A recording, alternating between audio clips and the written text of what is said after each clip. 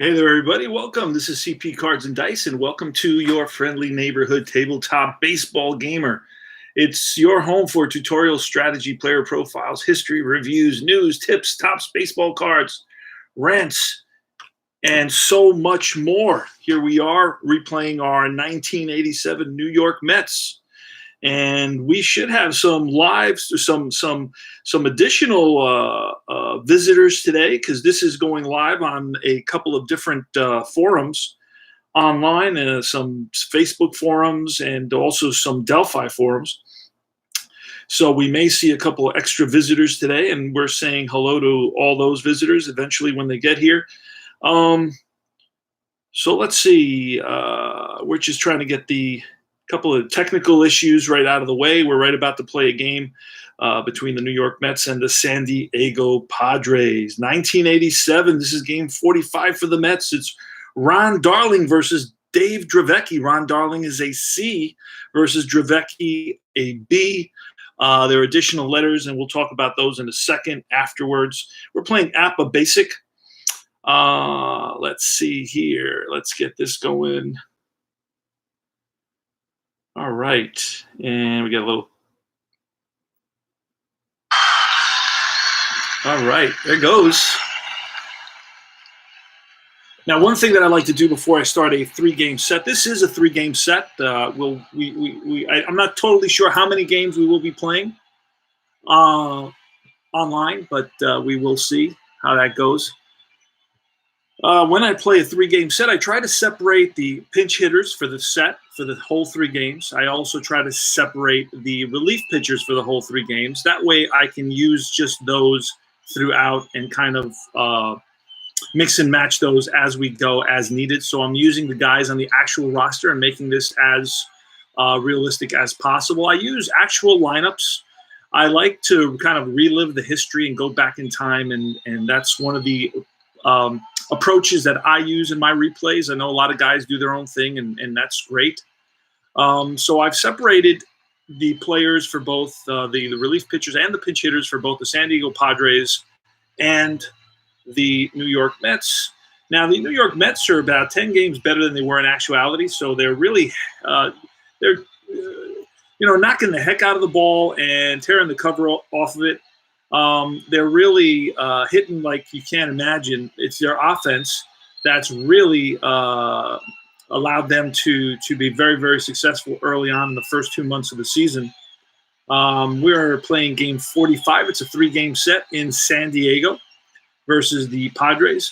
For the Mets, leading off against Dave Dravecky. Dravecky is a YZ pitcher, so he's got some advantages there. So he's not only a B, but he's also a YZ, which is he gets some additional strikeouts, and he also prevents some base on balls. So welcome. I know the coronavirus is causing some level of stress in people, and that's why I'm doing an APA. This takes me back to my days as an adolescent. I started playing APA Basic. That was my go-to game, so I'm bringing that back, and I want to broadcast a little bit of it to have just pass the time and have guys share our hobby together. It's starting off for the Mets is going to be Mookie Wilson in center field, Tim Tuffle at second base, Keith Hernandez, the first baseman. Now, this was the mini dynasty. I call it the mid to late 80 dynasty for the Mets. Kevin McReynolds in the cleanup spot. This is the 87 Mets. And I chose the 87 Mets because I believe they were 3 games out. So they could be in contention if a few different things go right for them. So I could end up winning the division, and I thought that would be fun. Batting fifth is the Darryl Strawberry. Darryl Strawberry is tearing up the league. He's got 20 home runs in 44 games, I believe.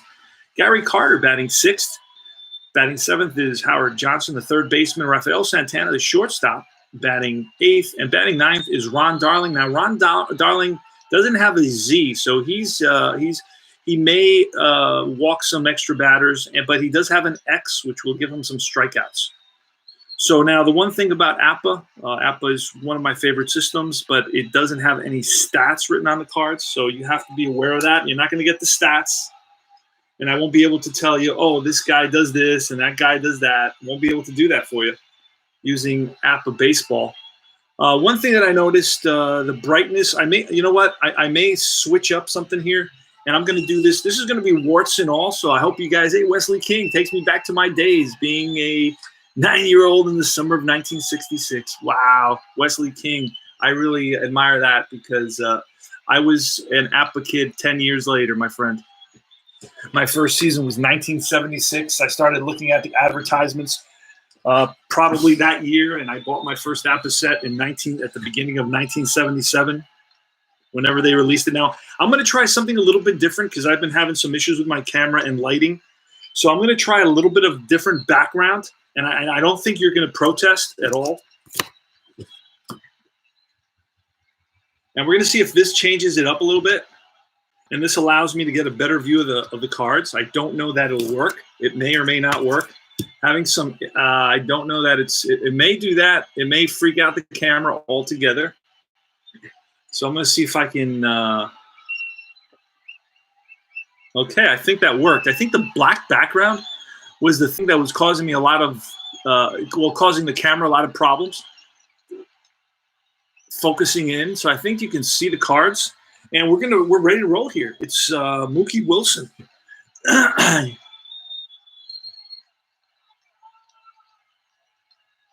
We are in San Diego. It's Dave Dravecky on the mound. He looks into Benito Santiago, the defense for the San Diego Padres. Stan Jefferson in left, Shane Mack in center field, Tony Gwynn in right.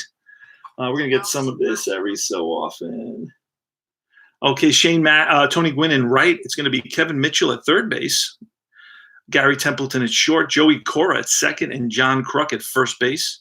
And behind the plate is Benito Santiago. And once this gets started, APA flies. APA is not a game that, especially APA Basic. I looked at playing the Merino boards, and I looked at those charts, and they were really like, I don't know. I was not impressed. It was a lot of tiny writing. It was really small font. And I was like, nah, I like the big old numbers on the basic, and I can fly by this. I know most of the results by heart. I do have to have my book somewhere. I don't know where my book is. Let me take a quick peek. I found my book just in case. And I have that over to the side.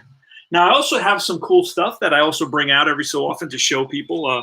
I've got my Mets cards I bought 1987 set, which offers me the whole 87 team. How cool is that? And this was fairly cheap. I think I got it for about $25, $30. Not too, and that includes shipping. Let's look for Ron Darling. They got really great action shots of all the Mets from that era. This is the mini Mets dynasty from that time period. So it's going to be Ron Darling there facing off against let's see if we can find Dave Dravecky. I don't know that we can because he was traded. He didn't finish the season with the Padres. He finished the season with the San Francisco Giants. And, yeah, I'm not going to have Dravecky on this team. If I want Dravecky, you know what? I got to go over to the Giants. So I'm going to put the Padres there. Let me set up the Giants, and I bet you I'll have Dravecky on the Giants, unless he moves. Well, no, he should be on the Giants. Let's see. Kevin Mitchell is on the Giants as well. Dave Henderson, Lefferts, Brenly, Price. Let's see if I can find Dravecky. There he is, Dave Dravecky. He is in a Giants hat because he was traded midway through the season. Let me turn on the fan. It's a little bit warm here in San Antonio.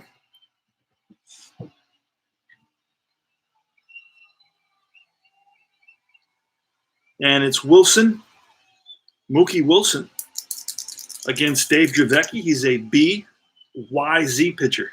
So once we start, and of course you can't have an APA game without the classic cup, the yellow cup. I know there's a clear cup now, and at one point it was like a cardboard cup. There you go. That's a 14, and that's a ground ball to the third baseman, Kevin Mitchell. He scoops it, fires to first, and just gets Mookie Wilson hustling down that line. And Mookie Wilson can jet. He's fast. Next is going to be Tim Tuffle. Pitch from Dravecky. That's a 36, and that's a strikeout. So down goes Tuffle. The high heat takes him out. And it's Keith Hernandez. And using iScore, I've done a couple of the tutorials using iScore. And you can just click on the guy's name, and his batting average pops up. He's batting .337. He's got 6 home runs and 33 RBIs. That's Keith Hernandez in our replay. Here's the pitch to Keith Hernandez. That's popped up. And Benito Santiago flips the mask away, waits for it, and makes the catch, and that retires the side. 3 up, 3 down for the Metsies. We go to the bottom half of the first. And Ron Darling is on the mound. Like I said, he's a CX. Stan Jefferson, he's a switch hitter, batting from the left side against Darling. And there's the pitch. That's a 45, and that's going to be ball 4. Plus, there's a star on that. You know what that means. If you're an APA guy, you know what the star means after the walk. And it's Joey Cora. And here's the pitch, and there goes Jefferson, and Cora swings and misses. The throw down from Carter, not in time. Stan Jefferson steals second base. Really stole it off the pitcher, Darling, more so than the catcher, because it was a pretty good throw, but he had a huge jump. So the count is 0-1 on Cora, and Stan Jefferson, the speedy Stan Jefferson at second base. Here's the pitch to Cora. He also is a switch hitter, batting lefty against Ron Darling.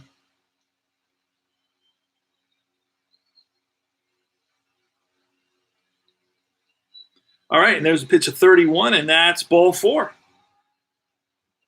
So that's back-to-back walks by Ron Darling. Gets off to a little bit of a shaky start here, having trouble finding the strike zone. And it's Tony Gwynn, left-handed batter. Tony Gwynn is one of the premier hitters of the 80s and I guess 90s, if you will. It's a lefty hitter. He throws lefty and also bats lefty. Here's the pitch to Gwynn, and that's a 61. That's a 40. So first and second with a 40. I don't know what that's going to entail, so I got to look that up. That's a ground ball to the second baseman. Tuffle in front of it. Oh, he boots it. Goes off his glove, and the base is going to be loaded. And flashing on the scoreboard is E4. Bases loaded now.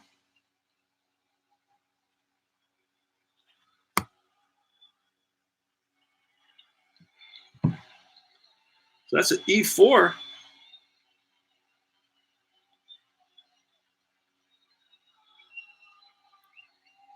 And the bases will be loaded with nobody out for Ron Darling.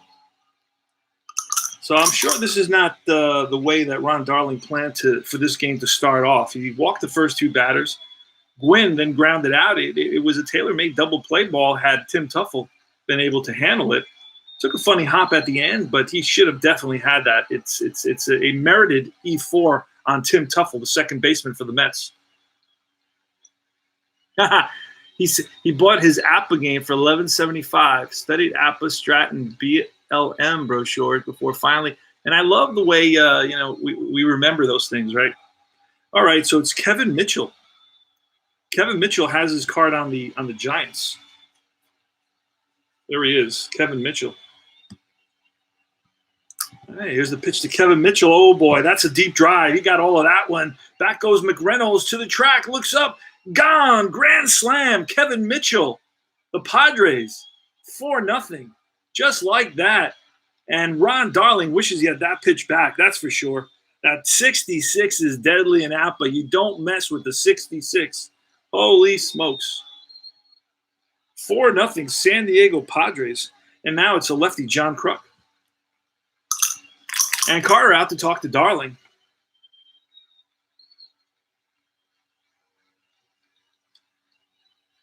And here's the pitch to Kruk.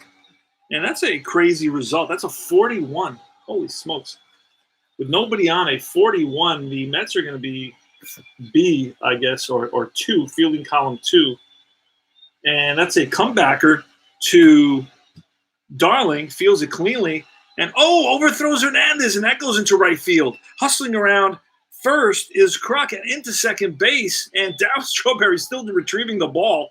He took him some time to back up Hernandez, and I'm sure the Davey Johnson is going to talk to him, between innings about backing up. Hey, those are the fundamentals, kids. Come on now, Darryl. Let's go. You're having a great season, boy, but you gotta play the fundamentals if we're going to make it to the World Series. So that's going to be an E1, a two-base error. Flashes on the scoreboard on the pitcher, Ron Darling.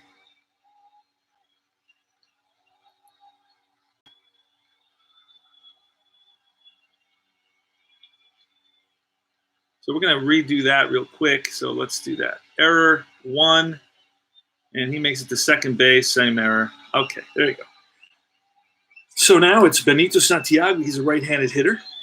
There's still nobody out, and the Padres have another runner at second base. Here's the pitch. That's a 21. That's a pop to the right side. Darryl Strawberry in. Tuffle back. Keith Hernandez, and Strawberry makes the catch in the crowd. John Kruk is not going to be hustling over to third base. Going to play it safe there. And it's Shane Mack now. Shane Mack has a 27 and 22. He's got a 0-0 and a 0-0-0. 11-33-66. Shane Mack scores 4-0, but the Mets have a terrific offense in 87, and they can come back easily. And that's a ground ball. Let me see. Ground ball to the third baseman, Howard Johnson. He looks Kruk back, fires to first, and that's going to be out number 2.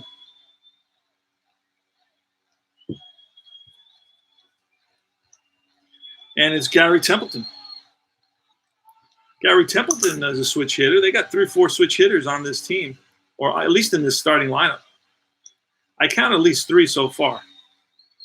And here's the pitch to Templeton. That's a 26, and that's strike 3, and that retires the side. So that was a tough one for Darryl Strawberry, and a tough one for Ron Darling. And it's going to be a tough one for Darryl Strawberry for not backing up that at first base in the dugout.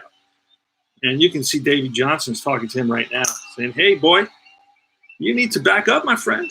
What's going on there? Come on now. Kevin McReynolds. Let's look for Dave Dravecky. Dave Dravecky had a great season in 1987. He's a B pitcher. That's how I know. That's a snake eyes. Uh-oh. That's going to be a line drive and one hop off the wall. Stan Jefferson after it, and Kevin McReynolds into second base with a leadoff double. Just like that, the Mets have a monster offense.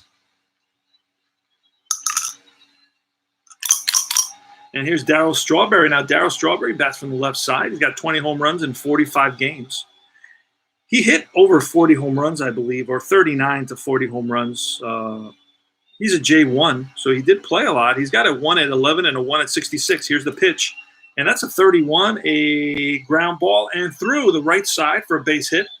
McReynolds is going to stop at third. First and third now.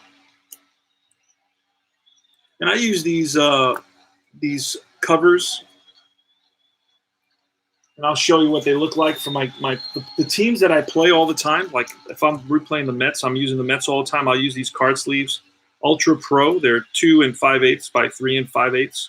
Those are the ones I use. On my broadcasts, on my streams, I always share what I do, how I protect my players, and so on and so forth. So you always get I hope to give people information so they can make their tabletop gaming experience more enjoyable. And now it's first and third. Strawberry's at first base. McReynolds is at third base. There's nobody out, and it's Gary the Kid Carter. Gary the Kid Carter is from Culver City, California.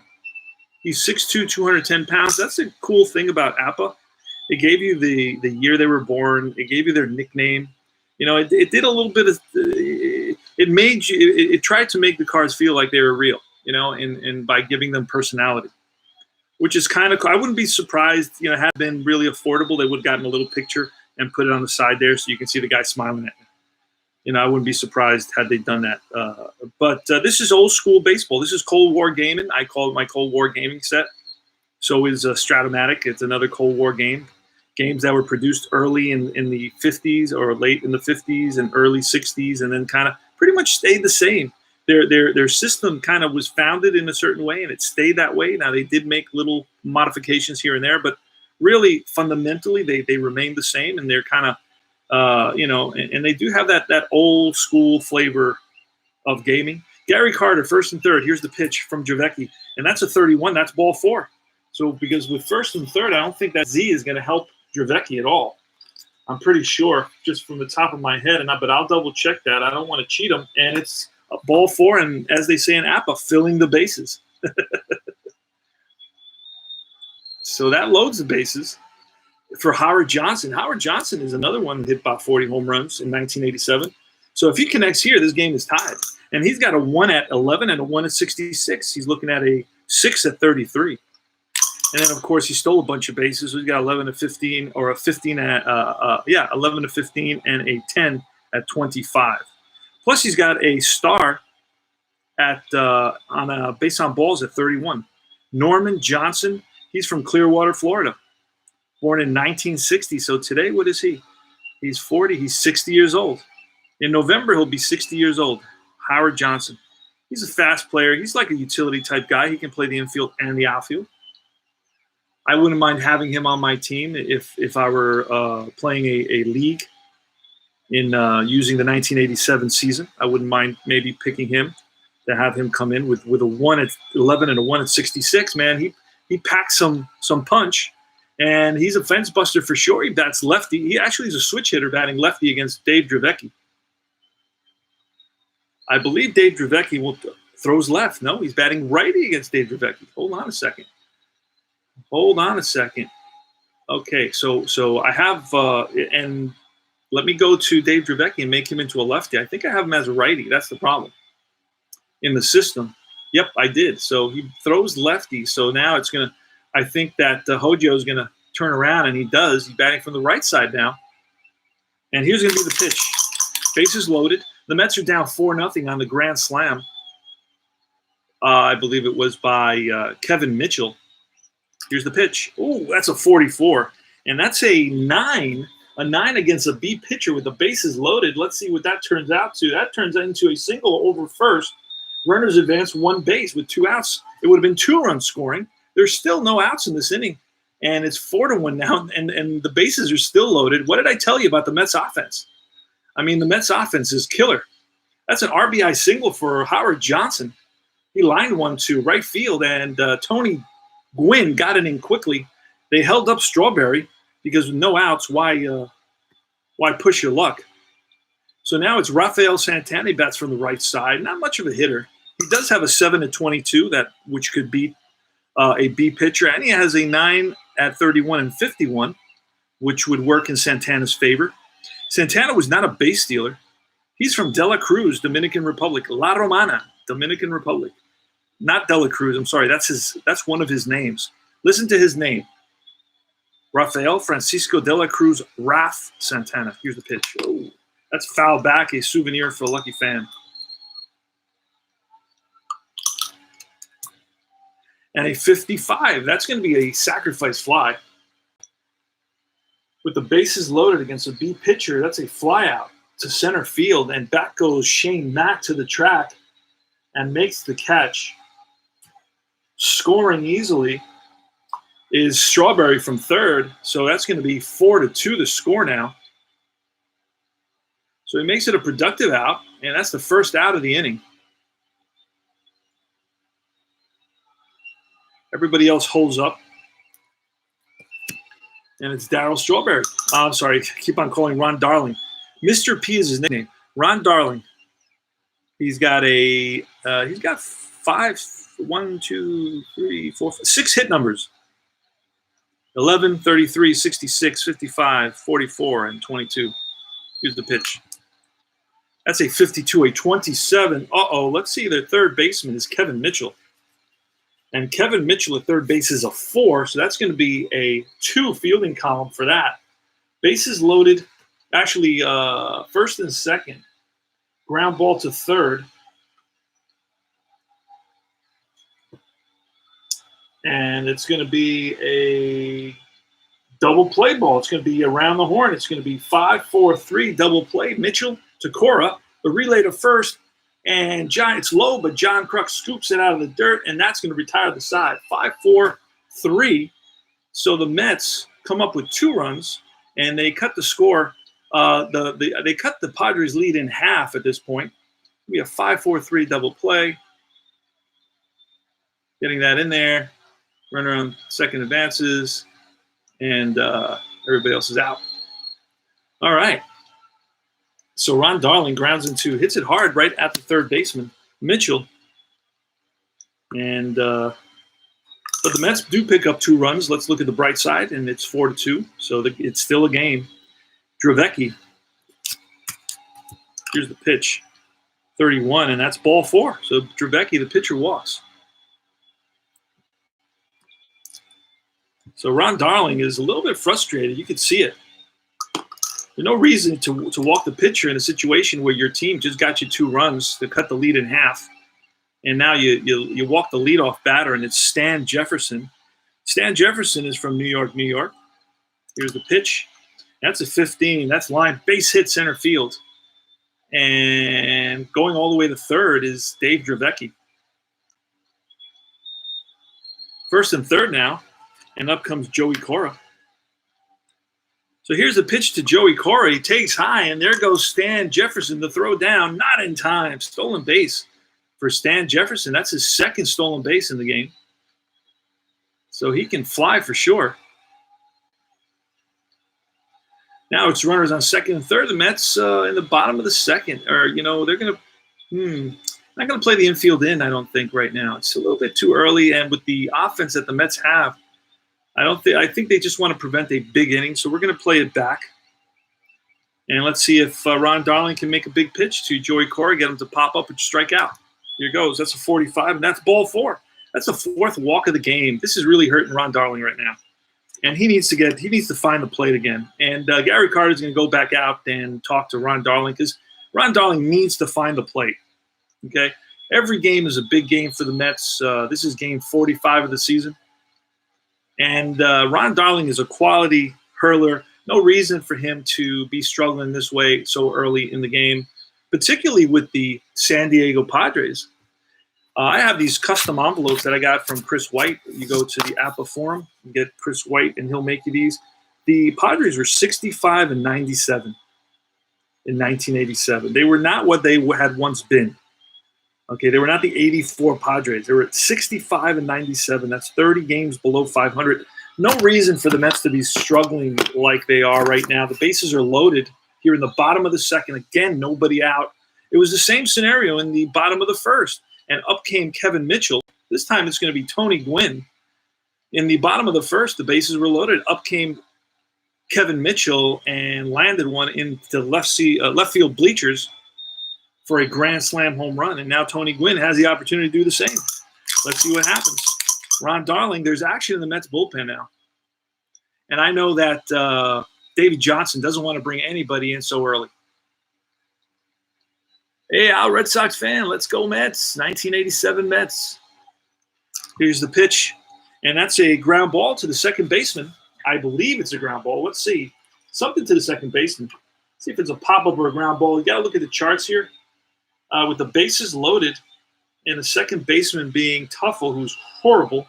That's how, and the infield is back. That's going to be a fielder's choice. So a grounder, and they're going to try for 2. Flips to Santana to throw to first. Not in time. Tony Gwynn put on the Jets going down the line, and that's going to score a run. It's going to be 5-2, an RBI for Tony Gwynn on the fielder's choice.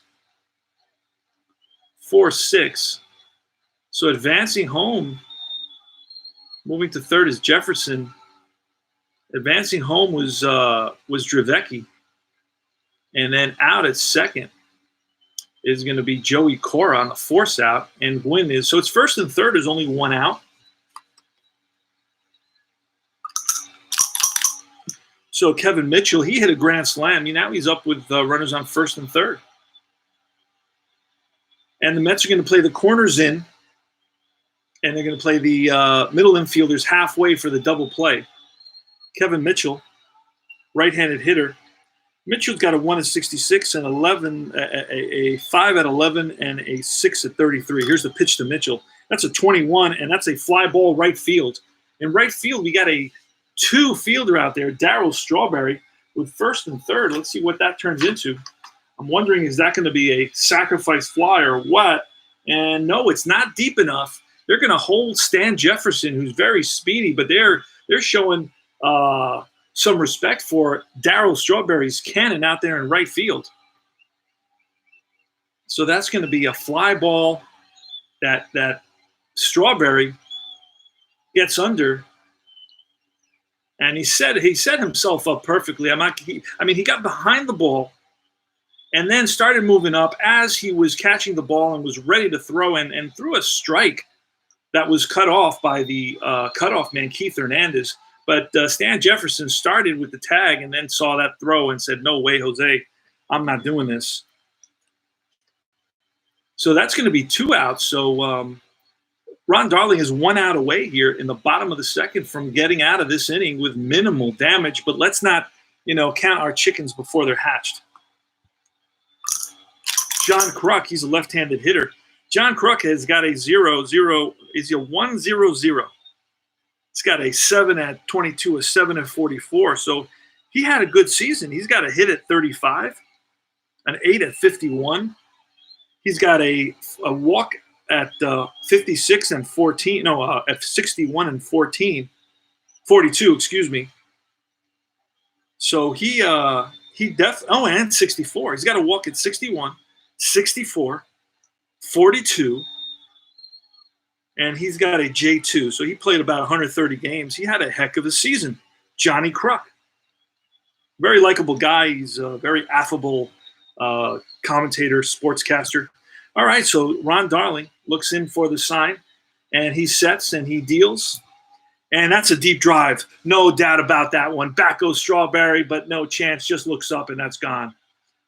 8-2. And Ron Darling just wishes he had that one back, but John Kruk just crushed that fastball, and you knew it was gone right off the bat. 3-run shot for John Kruk. It's 8-2, and out here comes Davey Johnson, and Ron Darling gives Davey Johnson the ball, and we're going to get a relief pitcher for the Mets. It's going to be a righty called Jeff Innes.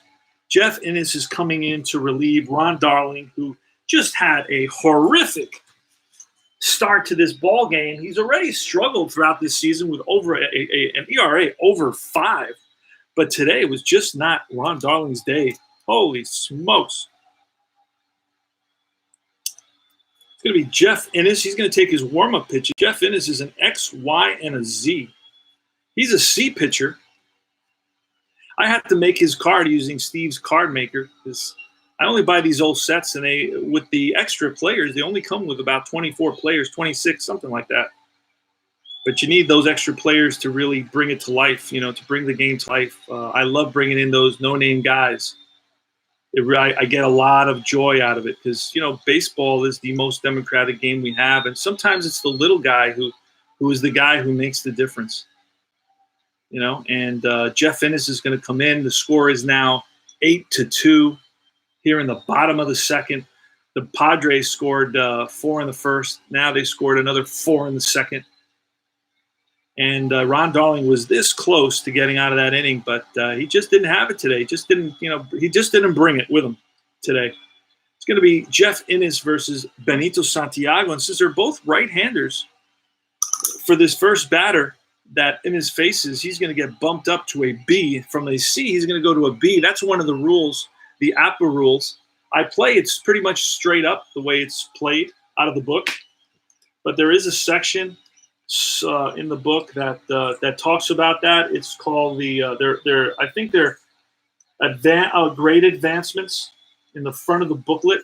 I got the more modern booklet. I think I bought a set in 2012 or 2010 to play with my son. My son plays a little bit of APA as well every so often when I can catch him. Benito Santiago steps in the box. There's 2 outs, nobody on. Here's the pitch. And that's going to be a ground ball to the shortstop. Rafael Santana waits back, now charges. Throw to first, and that retires the side. But the Padres, holy smokes, pick up 4 more runs in the bottom of the second. They lead it by a score of 8-2. We go to the top of the third. Now, this is a steep hill to climb. Mookie Wilson's leading it off against Dave Dravecky, but that's going to be lined base hit. Now, the funny thing about APA baseball, it doesn't really take into account, stuff like the score when it's indicating to steal a base. But if you don't steal a base, in crazy scores, then the stats may be off. So what do? Right? There's times that you don't steal a base, you're up by a lot or you're down by a lot, and you're not going to steal the base. But with APA, it wasn't based on any of that. I guess I can make my own house rule and say, you know what, Mookie Wilson, you're not running right now. And as commissioner of my tabletop leagues, I believe that I'm going to make that decision. It's an executive decision to say to Mookie Wilson right now, you're not stealing. We're down by 8. Your run means nothing. And but then again, you know what? He could stay out of the double play. So if Dave Dravecky, who's a lefty, and I believe Dave Dravecky has a decent pickoff move, a decent hold rating, although I don't really know that with APA Basic. But either way, it doesn't really matter much. So we're just going to – it's a 25, and that's an 8. But he's a B pitcher, that Dravecky, so that's going to be some sort of an out. It's going to be a ground ball to third base. A lot of ground balls to third base in APA Basic. A lot of pop-ups to third base. A lot of action for the third baseman. I think Dick Seitz, I think was his name, must have been a third baseman. And he decided, hey, I'm going to create a game with a lot of action for the third baseman, because in his mind, everything went to third base, right? Because that's the position that he played. I don't know. Sean is in the house. Welcome, Sean. Great to see you, Sean. All right. Keith Hernandez, 8-2. Padres. They scored 4 in the first, 4 in the second, top of the third. Here's the pitch to Keith Hernandez, 16, and that's a ground ball to short. Templeton looks Mookie Wilson back to second, fires to first, and it's Hernandez. McReynolds with 2 outs. And there's the pitch. It's a 56, and that's going to be a 34 with a runner on second. Not sure. A 34 with a runner on second is going to be a pop-up, and that's going to be the second baseman, Joey Cora, settling under it, makes the catch, and that retires the side. So Mets are going to really struggle. It's going to be an uphill battle to get back into this game. Shane Mack against Jeff Innes, and that is a ground ball up the middle and through for a base hit. Mack is on with a single. Next is Gary Templeton, a 31.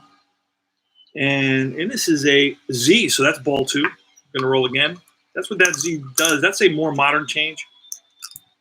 And 32, that's a grounder. Chop to second baseman Tuffle. Flips to Santana.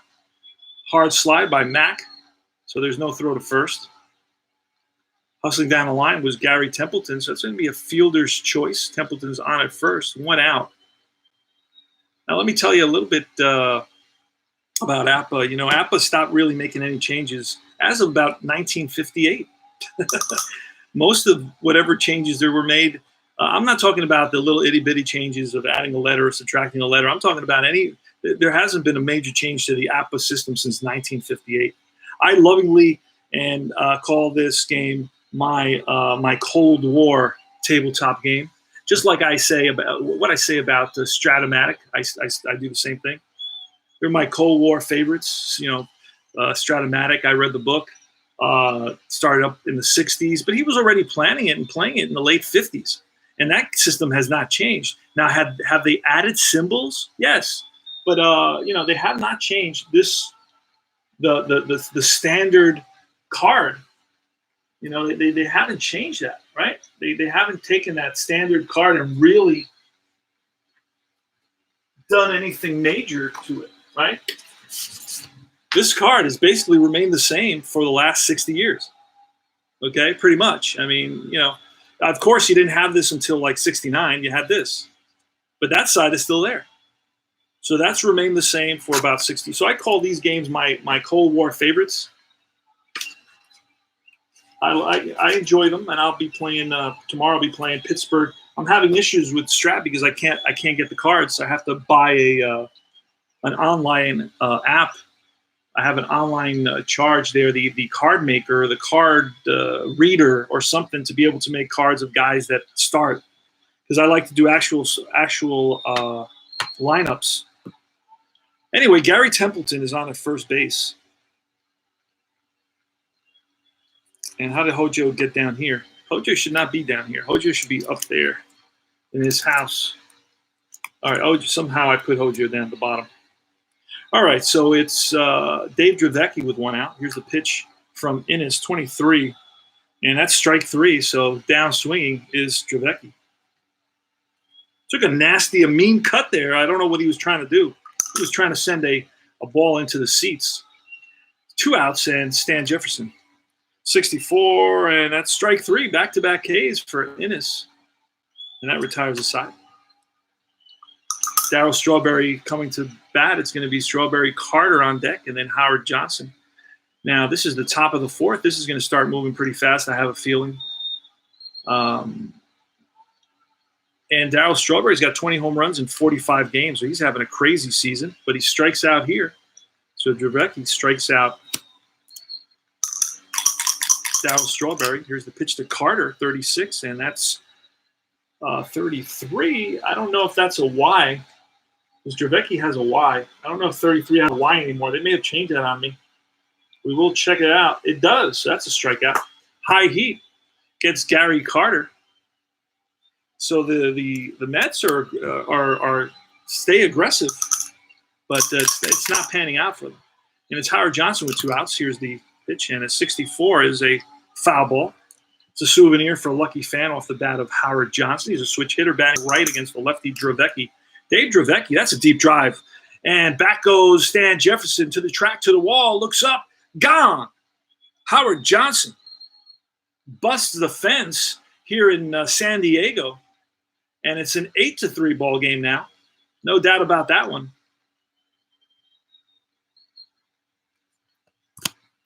Rafael Santana with 2 outs. Here's the pitch, a 56, and that's lifted to right. Tony Gwynn over to his left, settles under it, and makes the catch. Mets pick up a run on a hit, the home run by Hojo. It's 8-3 now. Joey Cora in the bottom of the 4th. Innis is still in there. He's a C pitcher. That's a 24. That's popped up left side. Kevin McReynolds. 1 up, 1 down. Tony Gwynn. Heck of a ball player, that Tony Gwynn. And that's hit hard at Hojo. Hojo scoops it, fires the first. Oh, that actually was a strikeout. Excuse me. Backtrack. Strike 3 on Tony Gwynn. So that was foul. Next pitch, strikes out. 2 outs. And this is an XY. So those ground outs on 27 and 25 and 29 should be strikeouts. Kevin Mitchell against Jeff Innis. Here's the pitch and the 56, and that's strike 3.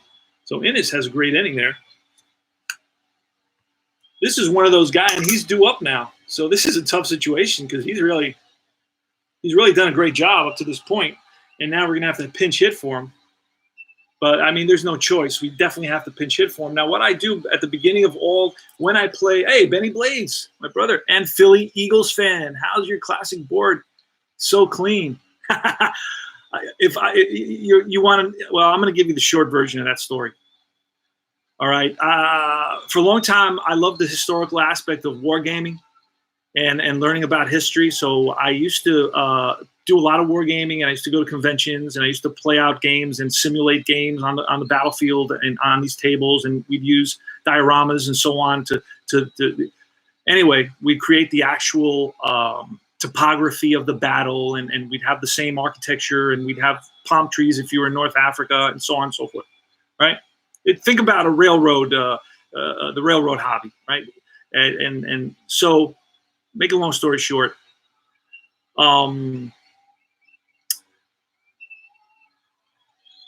I totally forgot I'm getting see now. How's your classic board game so clean? Oh, okay. So then I met a guy who said, "Hey, can you paint some figures up for me?" And I had an ad that said, "Looking for APA cards and blah blah blah," but it was on a wargaming site because I knew the guys, they collect stuff. I was into tabletop baseball, and so he said, "Yeah, I got tons of APA stuff. I'll send you a whole huge." He sent me a huge box. The box was like 4 feet by 4 feet, filled with APA stuff. It was, shoebox after shoebox after shoebox of the APA stuff. It included games and these all the types of the boards, the playing boards, the charts, the game boards, the rolling boards, all that stuff. It included all that. I never looked at it really. I left it in the box. I painted up some soldiers. The deal was that I was going to paint up like 40, 50 little miniatures for him in the actual World War II colors. So yeah, I did that, and I sent him the soldiers, and I just kept the box. Well, 2 years later, I'm cleaning out my son's closet, and I'm like, wow, we never looked at this box. I start pulling it out. One shoe box contained the 1957 original season of APA baseball. The next shoe box contained the 1958 original season of APA baseball. The next box contained the 1959. The next box was the 1960, all the way to 61. Then I had 80s teams, 90s teams. No, that's a lie. I had 70s teams, a couple of 70s teams, and maybe 1 or 2 80s teams. But it was the mother load, and yes, and included in that, present, because that's all treasure trove, whatever you want to call it, because that's what it was this board. And I kept this board, and I got some really nice new charts as well that I kept. I sold most of the stuff, because I don't play APA a whole lot. I still play it. I still keep it in my rotation, but, I don't need 100 sets of APA. I think I have 2 sets of APA right now. And 87 is fine for me. I love 87. And once I'm done with this, I may get a different one. Who knows what'll happen. But I still got a long way to go. This is game 45. Now we're replacing, we're going to get a pinch hitter. Pinch hitter, my typical pinch hitter is Lee Mazzilli. We're going to bring him in. I like Lee Mazzilli. They call him Hollywood on his card. For another funny story, let's get Lee Mazzilli batting. But another quick funny story told to me by a guy in the hobby, that he knew somebody that worked in Kansas City Stadium, and he wanted George Brett to sign the George Brett card. So he gave it to this person who knew somebody who was maintenance at the stadium. Right? Hold on a second. I just lost my. So they went up to George Brett. Eventually, the card got to George Brett, and George Brett looks at his card. And he saw the nickname on it. And he said, "Hey, that's not my nickname. I don't know why they have that as my nickname when that's not really my nickname. My nickname is so-and-so." So anyway, when you come to nicknames, I'm thinking all the time that, what? The reality is, how much of these nicknames did they really have information for? And how many of these nicknames did they just, come up with? At the end of the day, access to information was limited. So it's going to be Lee Mazzilli stepping in there to hit. Because this is almost like a rain delay here. So much talk. All right, and I got to apologize for that. So let's. So anyway, some of these nicknames are questionable, but I believe Hollywood, Mazzilli, New York. It's easy to find out about players, and that sounds like it fits him. It's Dave Dravecky versus Lee Mazzilli, starting off the top of the 5th. It's 8-3. That's a 35, and that's going to be a ground ball and through the left side for a base hit. Stan Jefferson plays it in. So a pinch hit single for Lee Mazzilli. Does his job, sitting on the bench, comes in there and gets a hit. Great job. And he's batting over 300 for the Mets as a pinch hitter. Mookie Wilson is next. Here's the pitch. It's a 41. That's a ground ball to the shortstop, Gary Templeton. Templeton, let's look at his fielding rating. And Templeton, I remember him being pretty good. He's a 9. Uh-oh, that's trouble. That may be a double play here. I don't know if it is or not, but 9, ground ball to the shortstop. A 9 is it's a fielder's choice. He flips to Cora, No throw to first. So Wilson hits into a fielder's choice. 6-4. Tim Tuffle is next. Tim Tuffle has a pretty interesting card. He's got a 0 at 22 and a 0 at 44. 0 at 11, a 1 at 66. So he had an interesting year. Now he's a J3 guy, so that's probably like a 50% guy. Here's the pitch to Tuffle, and that's foul back. Souvenir for a lucky fan.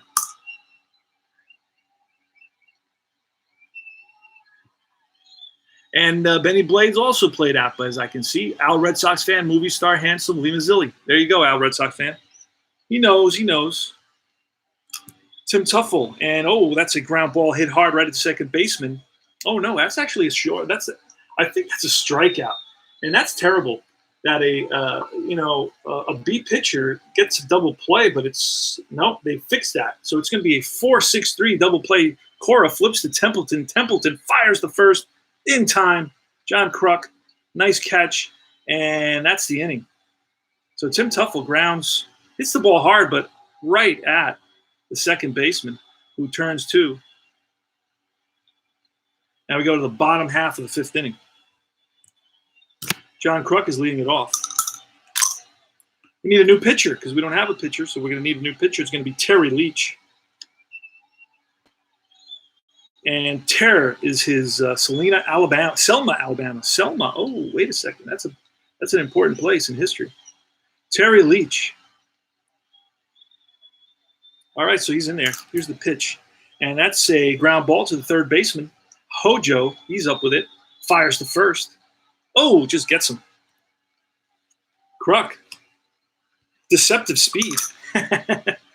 1 out. Benito Santiago, the pitch from Leach, who's a BZ. And that's a 23. That's strike 3. Strikes out Benito Santiago, who's a fast catcher, by the way, just to give you a heads up. 8-3 Padres. Padres struck early. 5-1, a 9, and that's a ground ball and through the left side. Shane Mack with a single, a 2-out single for Shane Mack. He's fast center fielder. Terry Leach looks in for the sign. The pitch is 61, and that's grounded by Templeton to the shortstop. Santana flips the Tuffle. That retires the side.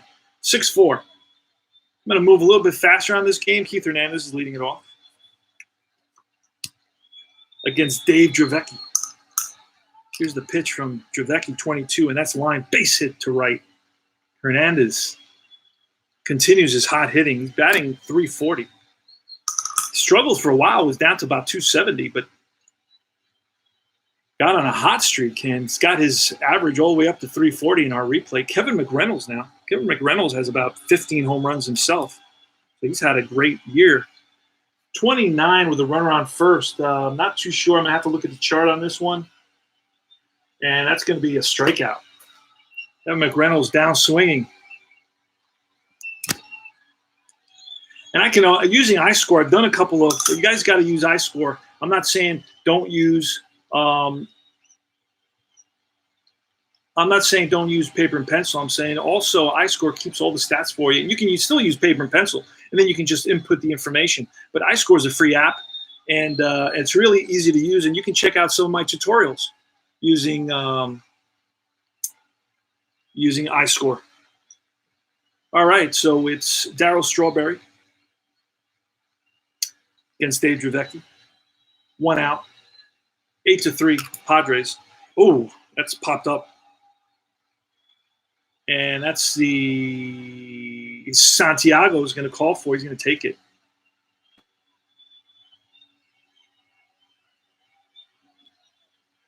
All right, 2 out.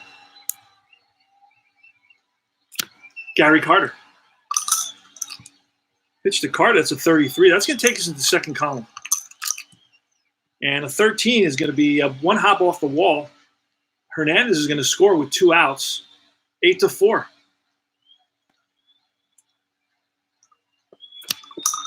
So the Mets slowly but surely chipping back at that lead. 8-4 now. So they cut it in half. And it's Hojo. Hojo is connected for a solo shot earlier in the game. Dravecky to Hojo. 2 outs. Gary Carter is not going to be scoring from second base unless there's a double. Ooh, that was exciting. 22. And he's not going to be stealing. That may be a steal attempt. Not going to be doing any of that. Yep, runner steals, S holes. So that's not going to happen. That's a ball. Here's a pitch again, a 51, and that's going to be a ground ball and through the left side, excuse me, for a base hit. They're going to hold Carter. First and third now. And there's some movement in the Padre bullpen. Rafael Santana. Here's the pitch to Santana. That's a 51 as a 9. And I'm checking something real quick here. I have to do that with a runner on second. That 9, I'm pretty sure was still a hit. Sometimes they do some funky changes. They make changes to the game. No, that was a hit. And first and third. Oh, wait, first and third. That's going to be an out because a 9, I believe, is an out against a B pitcher on first and third. And a 9, oh, no, it's not. Wow. Did they change that as well?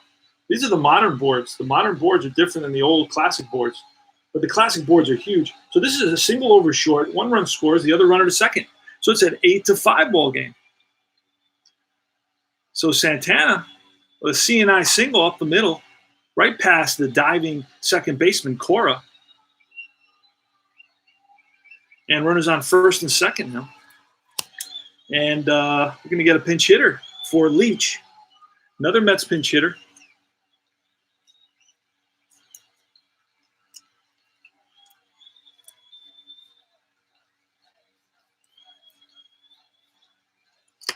And I'm taking a quick peek through the Mets. Barry Lyons is going to come up. Also, we got Lenny Dykstra, but he's a lefty. So we're going to bring in, let's see, Lyons. Lyons is a righty. We're going to bring in Barry Lyons to pinch hit. Barry Lyons has a 1 at 66. So a 3-run homer here would tie the ball game.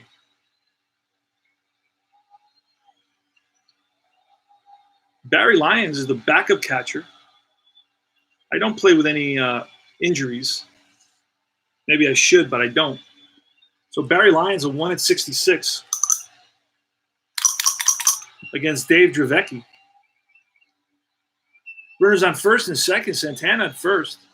Howard Johnson is second base. The score is 8-5, San Diego. Mets have scored 2 here in the top of the 6th inning. 2 outs. Here's the pitch. And that's a 42, and that's going to be a strikeout, and that retires the side. So Dravecky reached back for a little extra mustard on that one and gets out of the inning.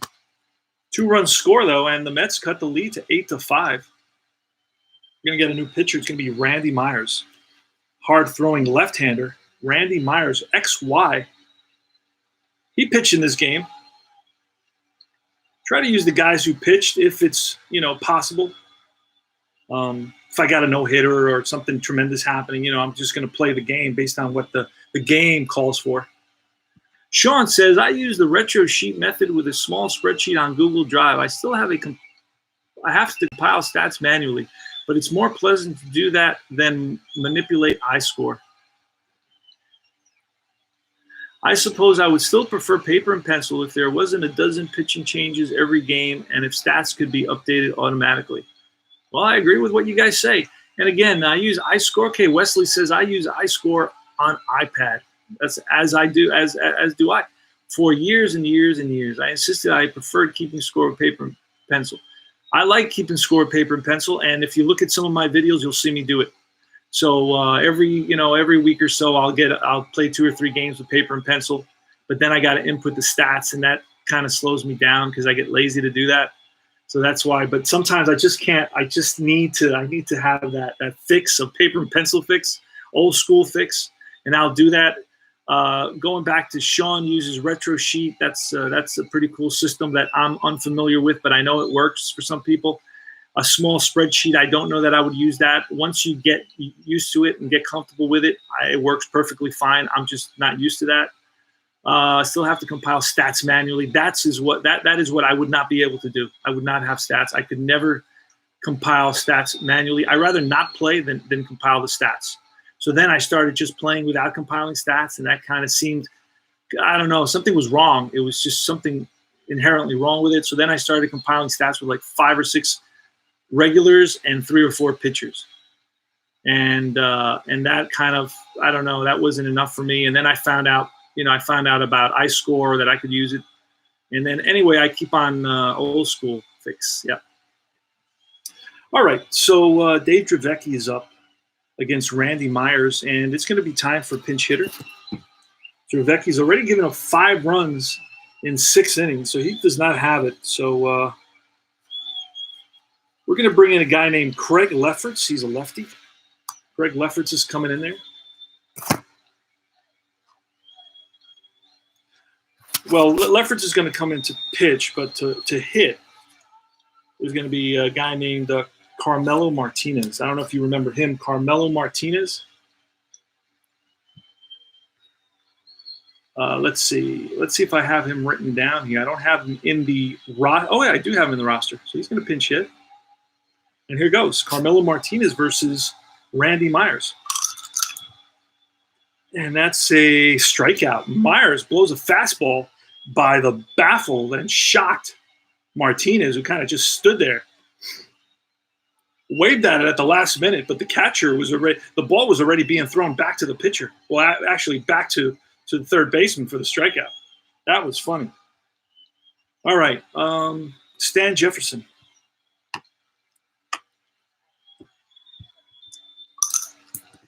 And he fouls one, pulls one foul, bounces into the stands. Let's say 13, that's ball 4. So Randy Myers walks Stan Jefferson. A pitch, and that's back-to-back walks. Outside. Joey Cora trots down to first and second, Tony Gwynn. And that's going to be, Myers is a C. That's going to be line base hit center field. That's going to score 1 run. Joey Cora over to third base. The throw to third, not in time. First and third. And it's a 9-5 ball game now. And only 1 out. Kevin Mitchell, who hit a grand slam home run in that first inning. The Padres scored 4 runs in the first, 4 runs in the second. Randy Myers is going to get pulled. Here comes Dave Johnson. And they're going to call, who are you going to call? David Johnson, you're going to call Roger McDowell. Roger McDowell. Right-hander. And he's going to be a B. He's going to get bumped up a grade because he's facing a right-hander. Here's the pitch, even though that may not pay off. Infield's going to be in for the Mets because of this situation. A 28 is going to be infield in. First and third, infield in under a 2 fielding. On an 8 shortstop is going to be a ground ball, runner at third holds. And so it's a ground ball to Santana. And he looks Cora back to third, fires to first for out number 2. Tony Gwynn moves into second base on that.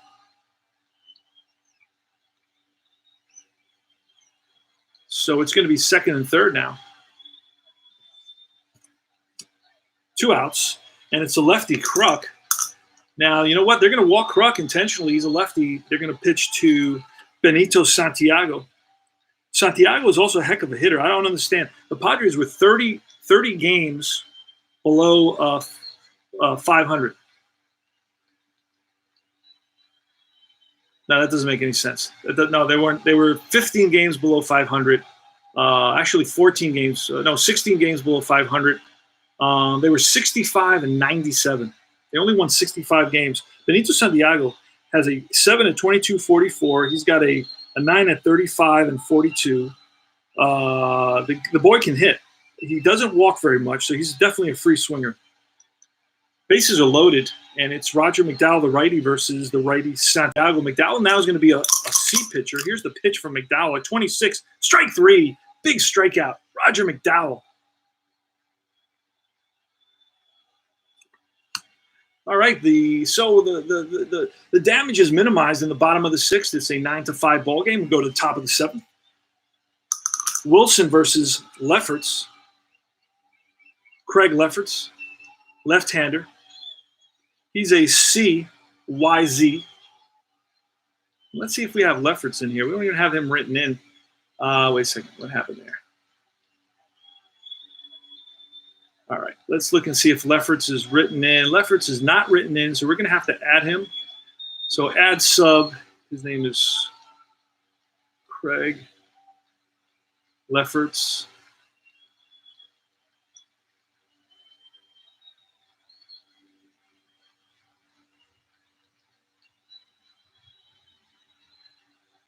and he's got two F's on his name. He's going to be a YZ. So we're putting that data in there as well. YZ. And he's a C pitcher. All right. So we're going to save him. We're going to click on him. I'm using, I've done some iScore tutorials so you can see how it works. And you know, if some guys know about it, some guys don't. If you don't know about it, you should check it out. I recently came across the 3.5 index cards I used as a 9-year-old many years ago playing 1965 season. I updated stats for each player on his own individual 3x5 index card. Very cool, man. Sean says, I still have a box of old score sheets I filled out back in the day. Everyone I've ever scored, it's awesome. You found those index cards. Yeah. You know what? For years and years and years, in 1976, I used APA to replay the Yankees season. I'm a kid from Queens, New York, and I used the APA to replay the 1976 Yankees season. This was in 1977. As I watched baseball every day, I replayed the 76 season. And I kept it in a blue, one of those blue marble notebooks, journals. The thick one, though, not the thin one, the real thick one. And I kept that book throughout my teens, throughout my 20s, throughout my 30s. I think in my mid-40s, in one of our many moves because of the 2008 crash, the recession caused by the billionaires playing with people's livelihoods, and like if it was using their money in a casino, they crashed the economy, and I moved. I was stuck living in hotels for a while, living with family for a while, and so on and so forth. And I just don't know what happened to it. I don't know where I left it. I don't know where I lost it. But I kept it for about 35 years, and I wish I had it now. It would have been fascinating to go back. But I really screwed up with that replay, my first replay, and I'll tell you, it's a little anecdote. You know how APA has that yellow roster sheet? Well, I didn't know any better. So what I did was, and of course I didn't play actual lineups. I just played the lineup that APA had there.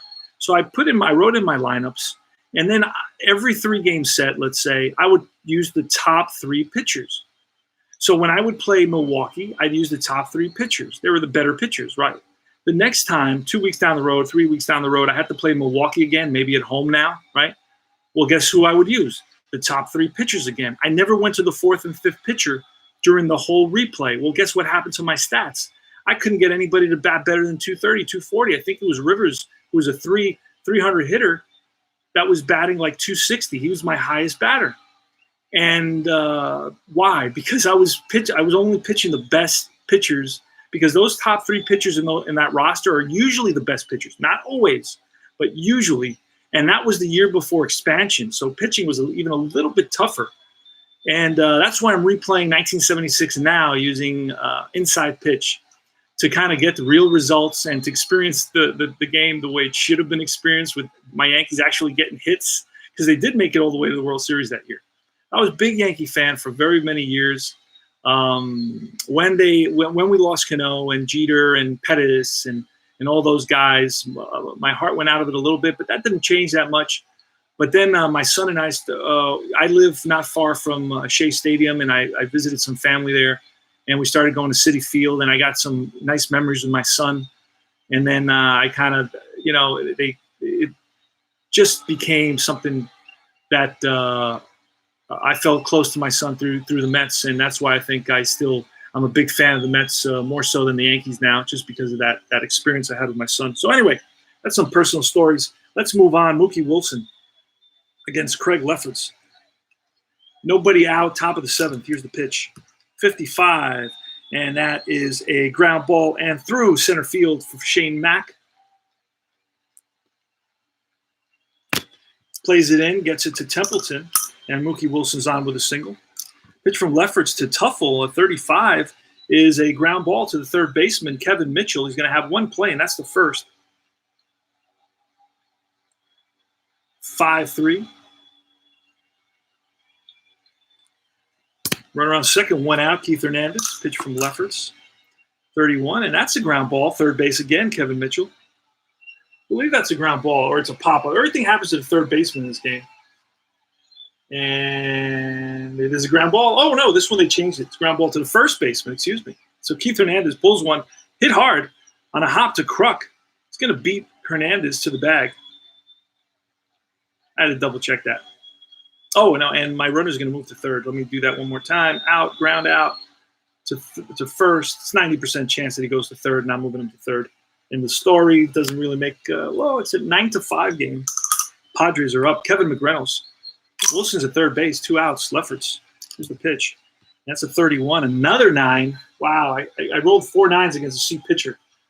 With a runner on third, another 9 is going to be a fly ball center field, and that's going to end the inning. Shane Mack racing in, and he gets there. Got a good jump on that ball. All right. So it's Roger McDowell's going to face Shane Mack. Bottom of the 7th, 24, and that's a fly to left. Kevin McReynolds. 1 up, 1 down. Gary Templeton. Templeton today is 0 for 3. And that is a grounder to second. Easy hop for Tuffle. Whips it to Hernandez. 4-3, out number 2. And we're going to get a pinch hitter now. Pinch hitter for the Padres, and then we're going to get a new pitcher. We're going to bring in McCullers. Bochy, or Boch, or Botch, Bruce Bochy, or Boch is up.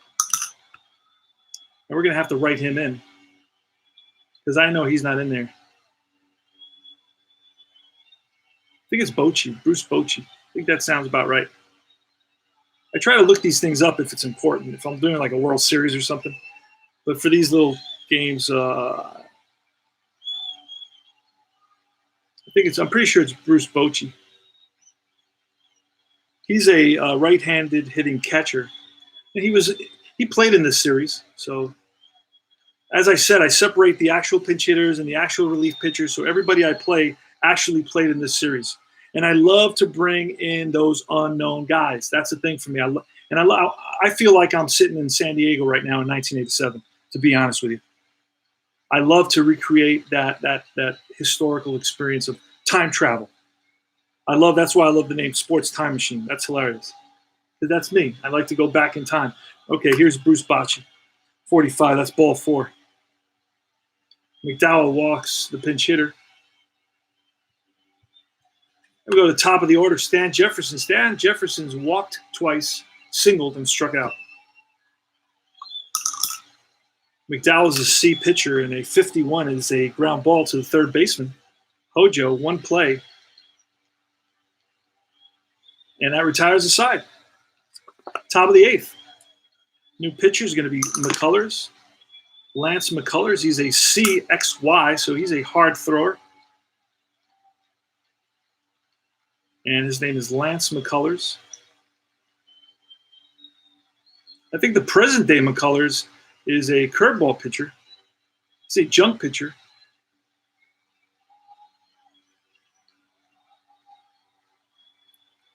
And he's going to be XY. I write that information down so I can see it. And he's a C. All right, he's in there. He's in the roster now. And I add them as I go. So when I use a guy, I'll add them. I don't add them all before the series. It would make my life easier, but I don't know if I'm going to use them. I don't know how many games they play against that team. I don't worry about all that. I know one guy. I met a guy who used to get, like, if you played San Diego 16 times, well, he would play the 16 games all in a row. And he would knock out San Diego. Like, he wouldn't worry about it. Then he'd go to the next team and the next, I guess, totality of series. And he'd play, so he wouldn't play the actual schedule as it's set up. Darryl Strawberry against McCullers, nobody out. Top of the 8th, 9-5 San Diego. Here's the pitch, 36, and that's ball 4. And you're going to get a star. And you know what? I'm going to give Strawberry the stolen base. Actually, it would be indifference. So I'm not going to do any of that. He's not going to steal. He's going to stay at first.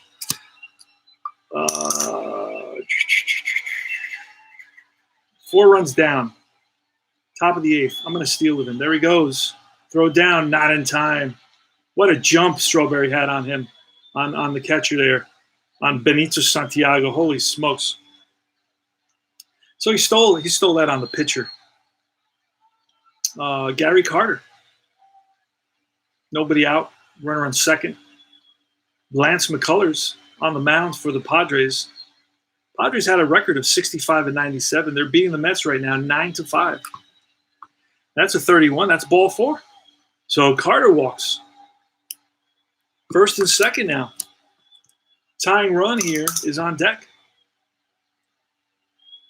Howard Johnson steps in. He's going to bat from the left side this time. Got a home run. He's actually 3 for 3. He's got 2 singles and a home run.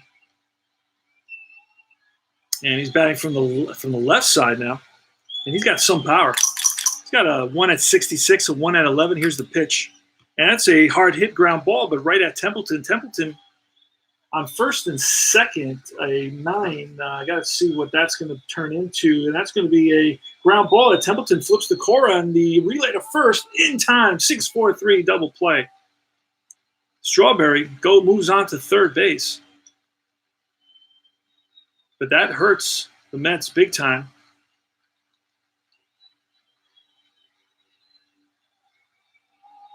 Two outs.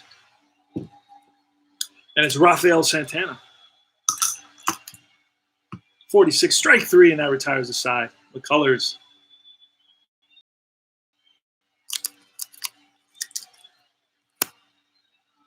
All right. It's Cora now against Roger McDowell. Roger McDowell is going for his 3rd inning. And you know what? We're going to switch out Roger. We're going to switch out Roger McDowell here. And who are we going to bring in?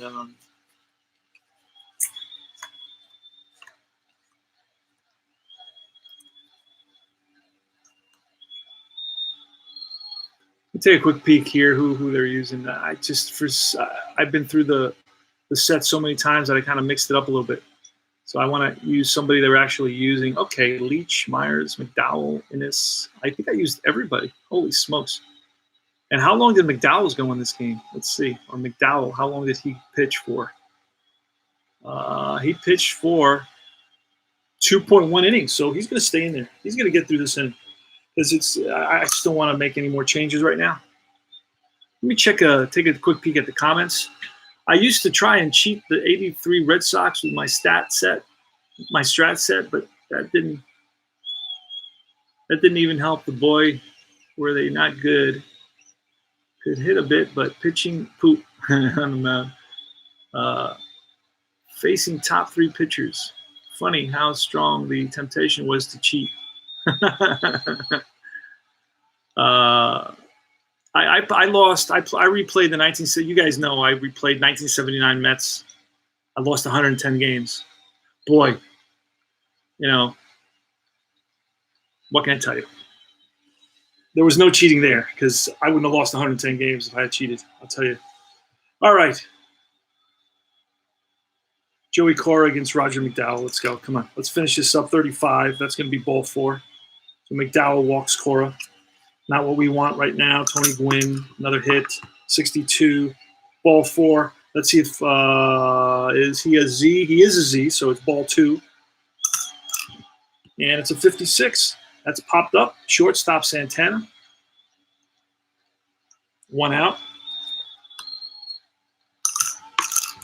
Kevin Mitchell, 44. That's line base hit. Over to third is Cora, first and third now.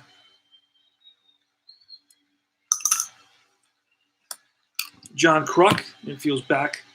That's a 12 on first and third. That may be a double play. That may be what the doctor ordered. I should be having the infield. You know what? I'm going to bring the infield in. It would be a double play otherwise, but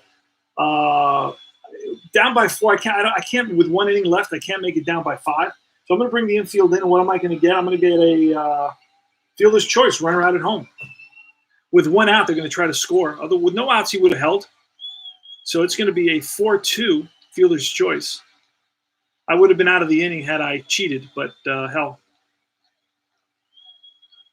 So he's out at home on the field force out. Well, it's not really a force out, but I'm going to leave it at that because otherwise it's hard. I got to input a lot of information. All right. So Kruk grounds out, and they go home to get Cora trying to score. It's 9-5, 2 outs, and runners on first and second for McDowell. McDowell's pitched very well. 46, strike 3. Santiago down swinging. That retires the side. Last licks for the Mets. Can the Mets come back? Do they have a comeback in their bones? That is the question. And who are they going to bring in? It's going to be Lenny Dykstra. Lenny Dykstra. And you know what? They did have Goose Gossage, and he got a save in this series, so I want to bring him in here. Goose Gossage is coming in. He's a B-star pitcher, obviously star. He's a reliever. XZ. Goose Gossage. He was a big, closer in the late 70s. Huge. He was a monster, pitching 100 miles an hour. Goose Gossage. And he's a right-hander, hard-throwing right-hander. He's going to be an X. Oh, he's an XZ.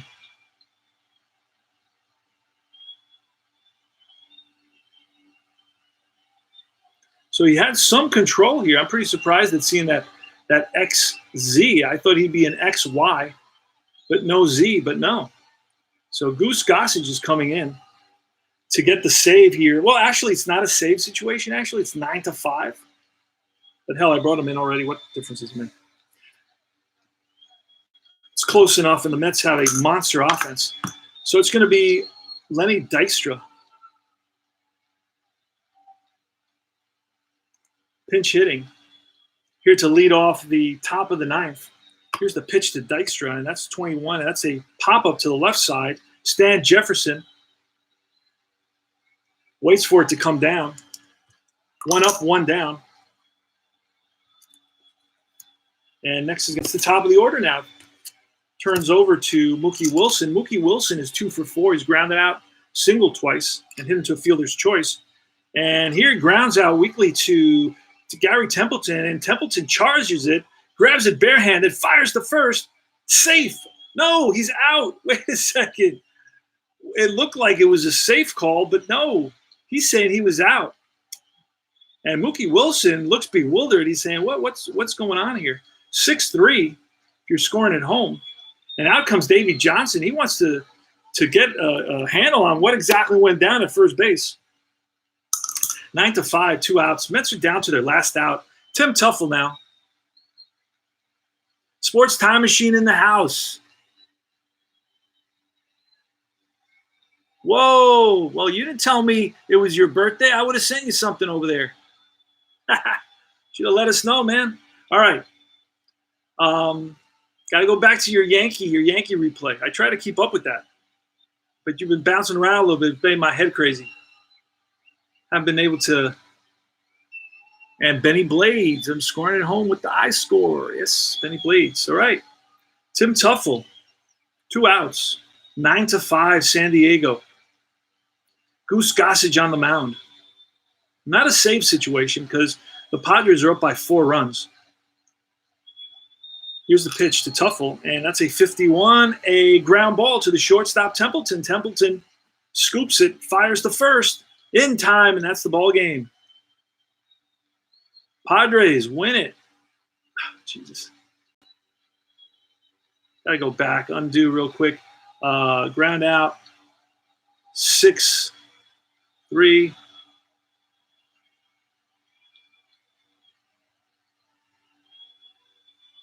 And that's the ball game.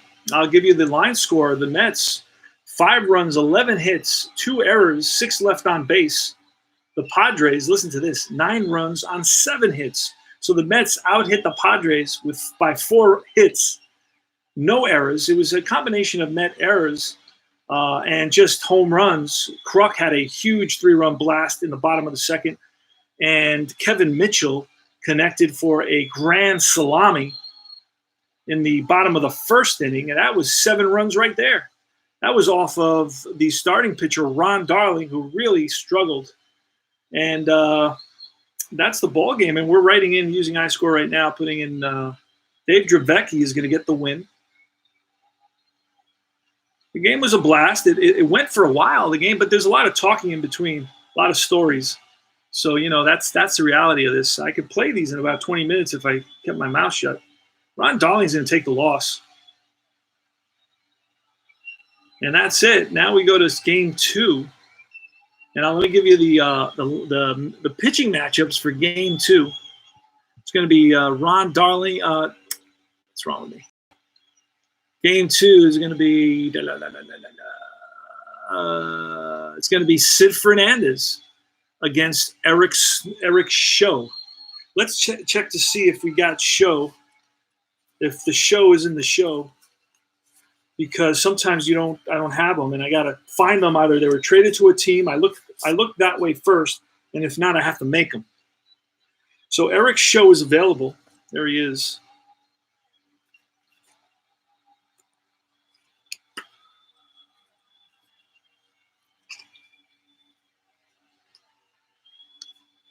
All right, Eric Show is going to be the next pitcher against Sid Fernandez. Let's find Topps Baseball Sid Fernandez. These are always great to look at. It brings my I don't remember what a lot of these guys looked like, and then all of a sudden I see him and I go, oh yeah, I remember that guy. That's why I get these, and it just adds an added dimension. Sports Time Machine. It's an added dimension to what we do, brother. Just to add layers to and color and character and personality to what we do. It's. I don't use them all the time. I do pull out this one a lot because APBA lends itself to this sort of fun stuff. It's a fun, simple Cold War game, straightforward. You roll a die, you get a result. You roll a die, you get a result. You roll it. There's no extra nothing going on. So it's a lighthearted game. It's easy. It's laid back. It relieves stress. Basic APBA is my number one love. This is my first girlfriend, my first kiss. My first second base and third base and my first home run was with APBA. So I love APBA Basic. Sid Fernandez is going against Eric. Let me see if I can find the Padres here. Where are my Padres? I put them to the side somewhere. And I can't show anybody my table, but it's getting better slowly but surely. I had some issues I was in a draft, but it was kind of an old school draft where it was like mostly, you had to do everything by hand. And I had a whole table laid out with all kinds of sets of different, of all these replays. Plus I had this set, and man, I really struggled trying to keep track of everything. Everything was going really fast. Eric Show, there he is. Look at that. He's a right-hander. I can't see in the dark because I got to play in the dark. Otherwise, you guys can't see the cards. But anyway, let me get Show here, put him out, and Show is ready. And I'm going to pull, where is Sid Fernandez? Now I'm getting ready for a couple more games. I'm going to play a 3-game set. Then I'm going to play Deep Drive Baseball. Man, I love Deep Drive Baseball. You guys got to try Deep Drive Baseball. These are the cards. You get every player, right? And they're easy to read. They're super easy to read. It's a one-page rule book. It's a lot like APBA. It's very simple. It's very easy to play. It's very easy to read the cards. It's got aspects of some of our greatest classic games, but it's also got aspects of some of our more modern games. You can get the 2019 season for $12. You do have to. It's PDF only, unfortunately, for the guys that don't like that. But if you really don't like that and you buy the thing and you send it to me, I'll print them out for you and I'll send them to you. If you're struggling with cash, I'll just print them out, out of my pocket. I won't worry about it, and just keep me in mind for someday if I'm if I'm knocking on your door asking for some spare change. But that's how much I really like this game. Now you can try it out for free for $1. And you only got to print out two teams. Again, if you're having trouble printing, and you watch my I got a lot of tutorials on this, a lot of videos. Not really so much tutorials. I will slow down and do like a couple innings of tutorial. I really think this game is a lot of fun. I'm not saying this game is better than APBA or better than Strat or better than any other. I'm saying this game's a lot of fun. At least I see it that way.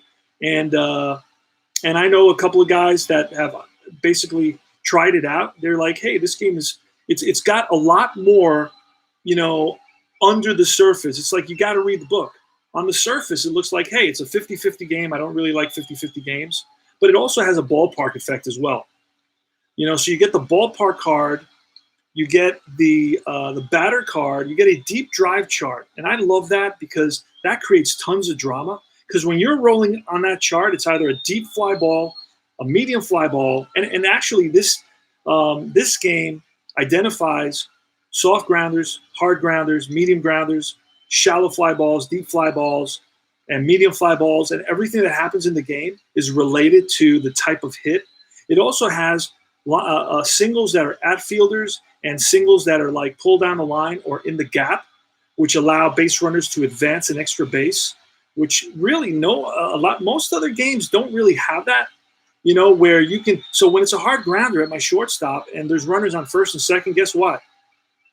I'm pretty sure it's going to be a double play, and it's 90% of the time it's a double play, you know, unless there's an error or something like that. But so it's fairly intuitive. But when it's a soft grounder, my shortstop has to charge it. Guess what? My runners on first and second are be able to advance to second and third, right? Duh, common sense. And then you got your medium ground balls are going to usually go for fielder's choices, but the throw to first is not going to be in time because it just wasn't hit hard enough to you know, and unless the runner's really slow, and then he'll have an added little mark on his card, and that'll say, hey, this guy hit into a double play. But other than that, there's not a lot to learn. It's very straightforward.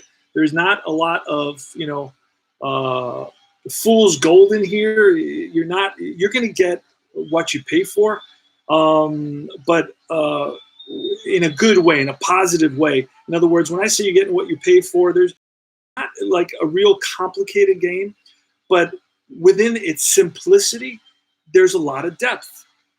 Like I explained to you, you have all the different types of outs. There's outs on the batter card and there's outs on the pitcher card, right? This is another batter, but let's bring up a pitcher.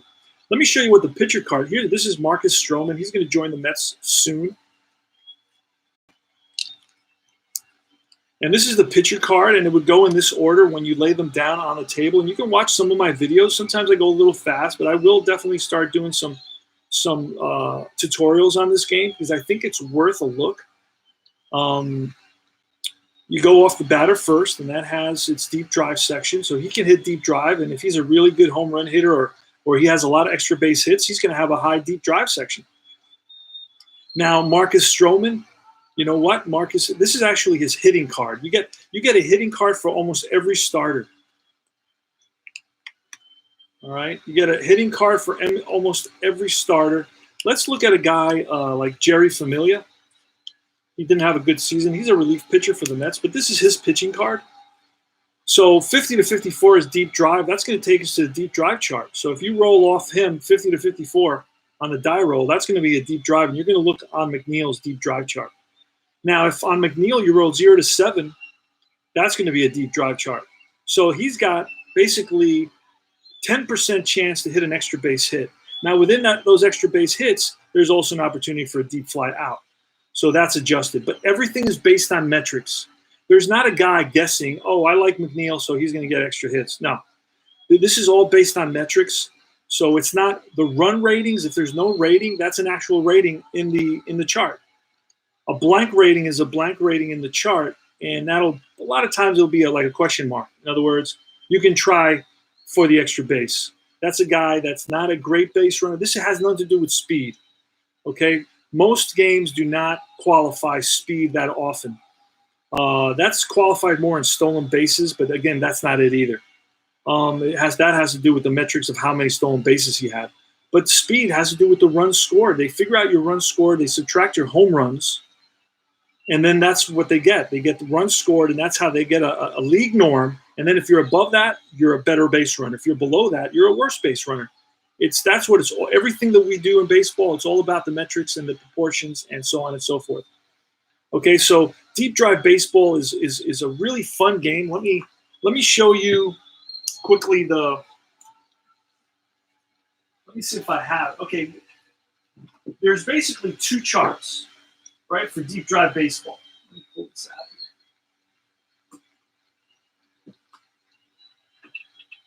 here. Okay, I got the charts color coded, so I know exactly. This is the defensive chart. So whenever there's a defensive result, I use that chart. Whenever there's like a choice or a bunt or a grounder or a fly out or a hit and run, I use the blue chart. It's that simple. This is all you get in terms of charts. So this is not a chart heavy game. Most of it is intuitive.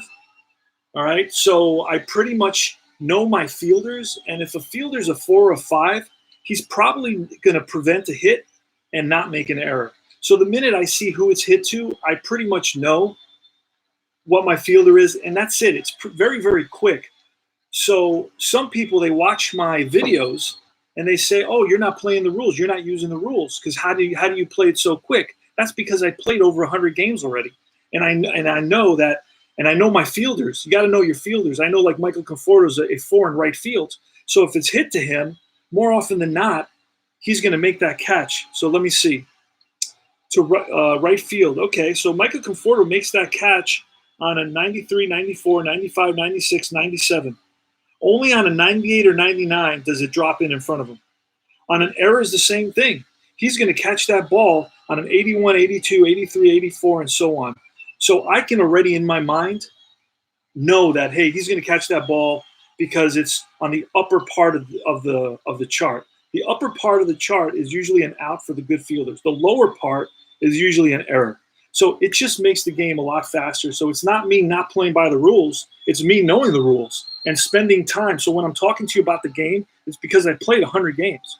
I'm not playing 6 games and then, trying to make myself into a deep drive expert. All right. No, I don't even consider myself an expert. I'm still learning the game. But this is, I give myself 30 games in every rule set to learn the game. And do not play a game and not give yourself at least 30 opportunities to learn the game and to get a feel for the game. Once you get a feel for the game, you'll be like, hey, this is fun. I really enjoy this game. It moves really fast. You get every player, so it's really easy to make all the changes, to use actual lineups.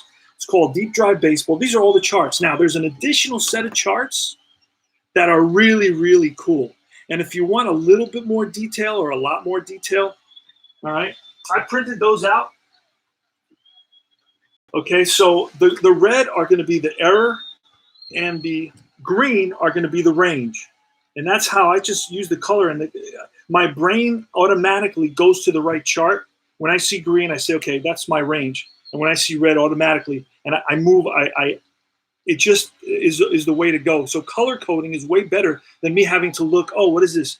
Oh, that says error. Or, oh, this says, okay, defense. Oh, what does that say? All right, so that's kind of how I do that.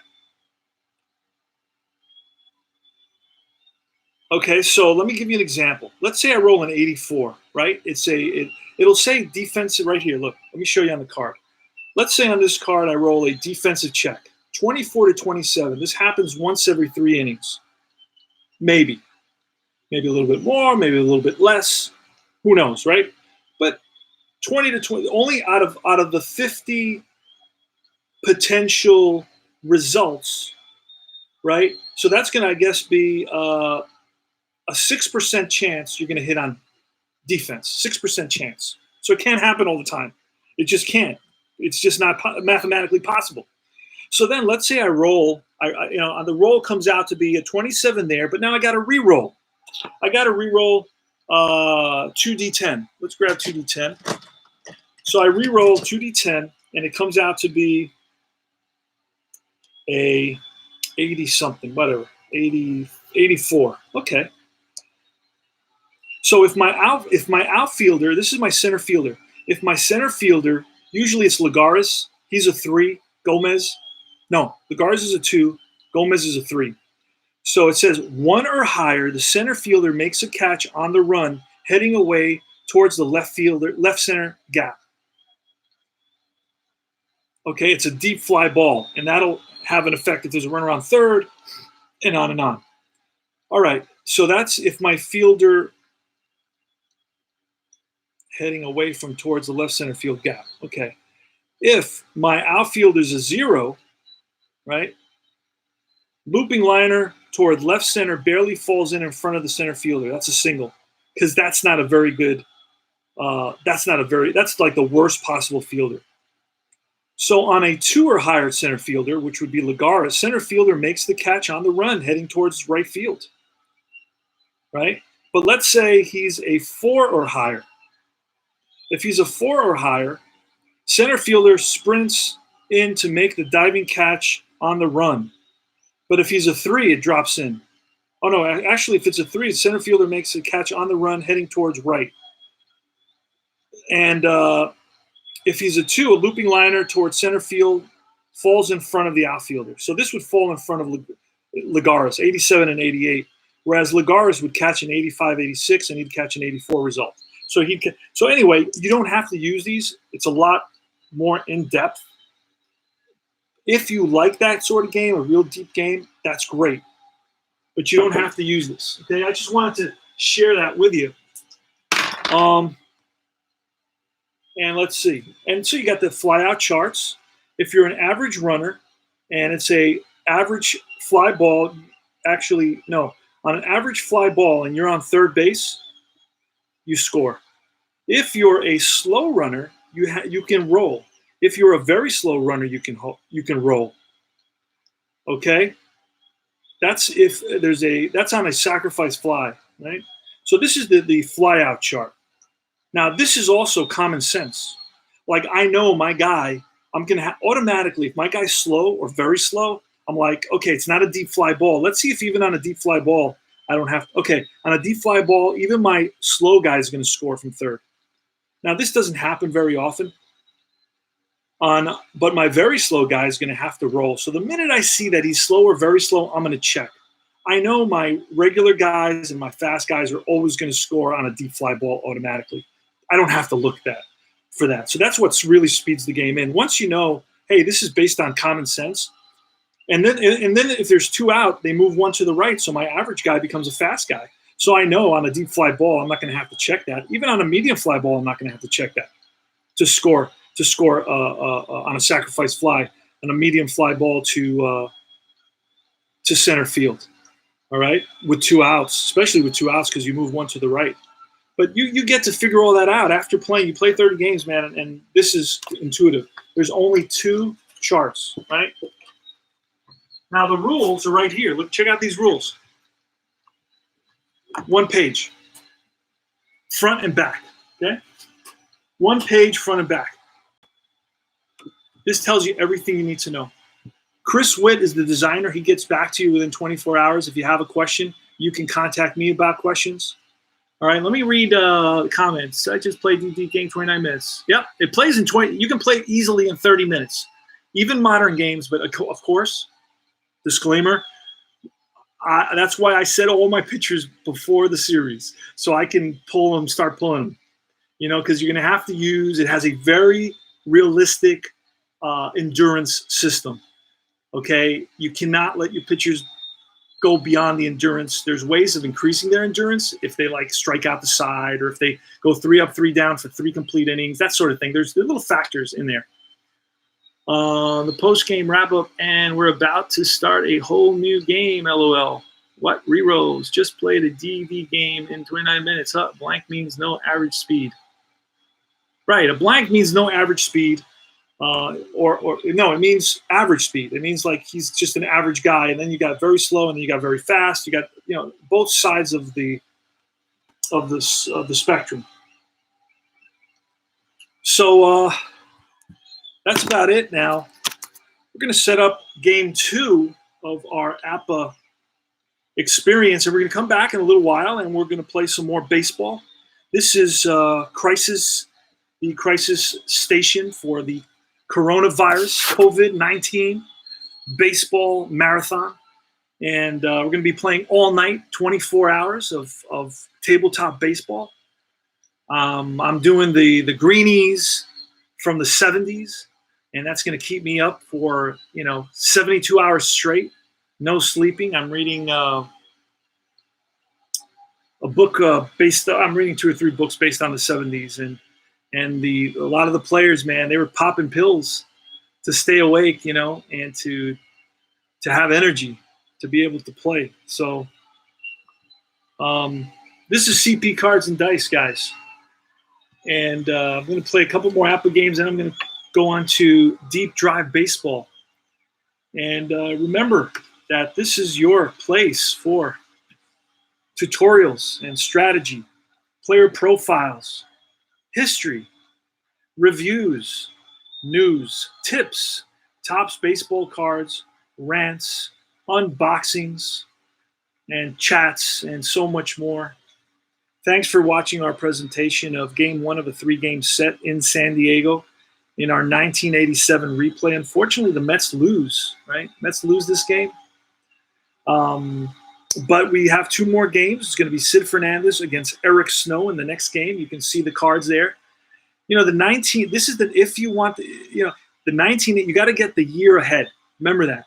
So if you want to replay 1985, you got to get the 1986 set. Just remember that. That'll give you the stats for the previous year. Otherwise, and it'll give you most players that ended the season with that team, because they took these pictures, I believe, in October. Somebody told me here, one of my fellow subscribers. So thanks a lot. Thanks for stopping by. You know, do the thumbs up thing and please subscribe if you can. And I will talk to you guys in a couple hours. Take care now.